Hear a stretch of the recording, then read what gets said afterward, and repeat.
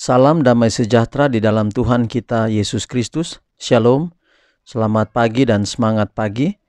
Jumpa kembali di dalam renungan pagi kita di hari ini 26 November tahun 2021. Kita bersyukur oleh karena semua berkat Tuhan yang kita boleh rasakan. Dan pagi hari ini renungan kita dengan judul pengalaman kita akan mencapai kekekalan. Sebelum kita lanjutkan, mari kita berdoa. Bapa di sorga, kami rindu belajar firman-Mu pagi hari ini. Kiranya firman Tuhan boleh menjadi berkat dalam hidup kami. Dan yang kami sangat butuhkan adalah kuasa Roh Kudus-Mu, agar dapat menuntun kami, menuntun pikiran kami, untuk dapat mengerti, dan seterusnya kami dapat mempraktikkan firman Tuhan dalam kehidupan kami hari lepas hari. Inilah doa kami sambut berkat-Mu pagi ini dalam nama Yesus Tuhan dan Juru Selamat kami. Amin. Renungan kita sekali lagi hari ini 26 November 2021 dengan judul pengalaman kita akan mencapai kekekalan. 1 Korintus 13 ayat 12, karena sekarang kita melihat dalam cermin suatu gambaran yang samar-samar, tetapi nanti kita akan melihat muka dengan muka. Sekarang aku hanya mengenal dengan tidak sempurna, tetapi nanti aku akan mengenal dengan sempurna, seperti aku sendiri dikenal. Pekerjaan hidup kita di sini adalah persiapan untuk hidup yang kekal. Pendidikan yang dimulai di sini tidak akan selesai dalam kehidupan ini. Itu akan terus bergerak maju sepanjang kekekalan. Selalu berkembang, tidak pernah selesai. Semakin dan semakin lengkap akan terungkap hikmat dan kasih Allah dalam rencana penebusan. Juru Selamat, ketika Dia menuntun anak-anaknya ke mata air kehidupan, akan memberi banyak pengetahuan. Dan hari demi hari, karya Allah yang luar biasa, bukti dari kuasa-Nya dalam menciptakan dan menopang alam semesta, akan terbuka di hadapan pikiran dalam keindahan yang baru, dalam terang yang bersinar dari tahta. Misteri akan menghilang dan jiwa akan dipenuhi dengan keheranan pada kesederhanaan hal-hal yang belum pernah dipahami sebelumnya. Sekarang kita melihat melalui gelas dan gelap, tetapi kemudian bertatap muka. Sekarang kita tahu sebagaimana, tetapi nanti aku akan mengenal dengan sempurna, seperti aku sendiri dikenal. Pikirkan apakah artinya belajar sepanjang masa kekekalan di bawah pengajaran Kristus secara pribadi. Di tengah-tengah konflik dan godaan saat ini, di masa pencobaan kita sekarang ini, kita harus membentuk karakter yang akan mempersiapkan kita untuk memperoleh kehidupan yang sesuai dengan kehidupan Allah.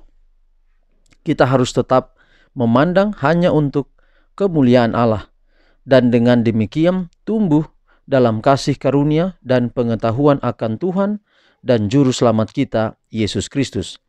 Semakin kita sungguh-sungguh dan rajin mencari hikmat ilahi, semakin teguh kita dalam kebenaran. Dengan memandang Kristus, dengan berbicara tentang Dia, dengan melihat keindahan karakternya, kita menjadi berubah. Berubah dalam kemuliaan-kemuliaan, dalam kemuliaan ke kemuliaan. Dan apakah kemuliaan itu? Yaitu karakter, dan dia berubah dari karakter ke karakter. Jadi kita melihat bahwa ada pekerjaan penyucian yang berlangsung dengan memandang kepada Yesus. Puji Tuhan untuk pekabaran hari ini, saudara. Jadi dalam perjalanan pengalaman kehidupan kita, ini akan menuntun kita mencapai kekekalan. Mencapai kekekalan artinya bahwa tabiat kita akan dituntun pada kesempurnaan. Dan kalau kita berubah dengan cara Yesus, kita hidup dalam Yesus, tinggal dalam Yesus, maka kita akan mencapai kekekalan. Kekekalan artinya bahwa kita akan tinggal di kerajaan yang Dia sediakan, atau di rumah yang Yesus sediakan untuk kita. Tetapi saudara, pengalaman demi pengalaman ketika kita hadapi setiap hari, kita tidak bisa sempurna dalam diri kita sendiri, dalam kemampuan kita sendiri, dalam upaya kita sendiri. Ingat saudara, kita menuruti hukum tidak ada andil untuk keselamatan. Menuruti hukum itu adalah respons kita karena cinta Allah kepada kita. Memelihara hari Sabat, kemudian menghormati orang tua, itu bukanlah upaya kita yang berandil untuk kerajaan sorga. Itu semua adalah respons kita.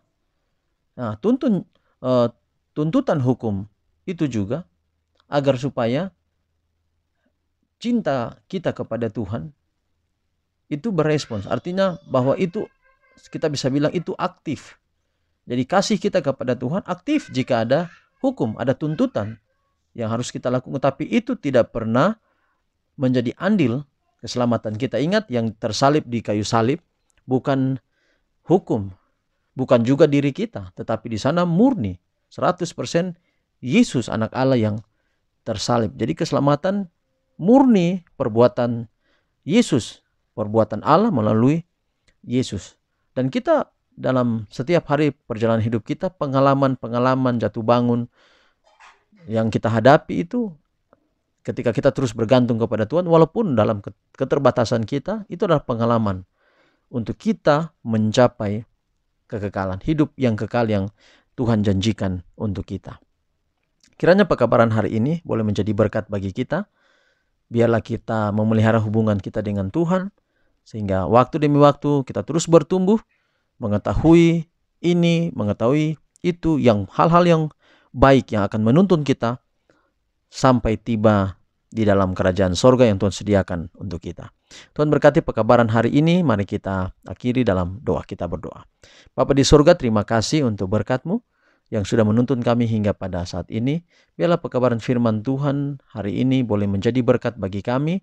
Kami terus bertumbuh dalam mengenal Yesus, mengenal tabiat Yesus, menghidupkan tabiat dalam kehidupan kami. Kami menjadi anak Tuhan yang setia sampai Yesus datang. Pelihara kami sepanjang hari ini dalam semua aktivitas kami, Tuhan berkati, tuntun, dan setiap rencana kami berhasil di dalam rencana Tuhan saja. Inilah doa kami, terpuji nama Tuhan, dalam nama Yesus kami telah berdoa. Amin. Saudaraku, demikian renungan kita hari ini. Tuhan berkati kita semua. Shalom.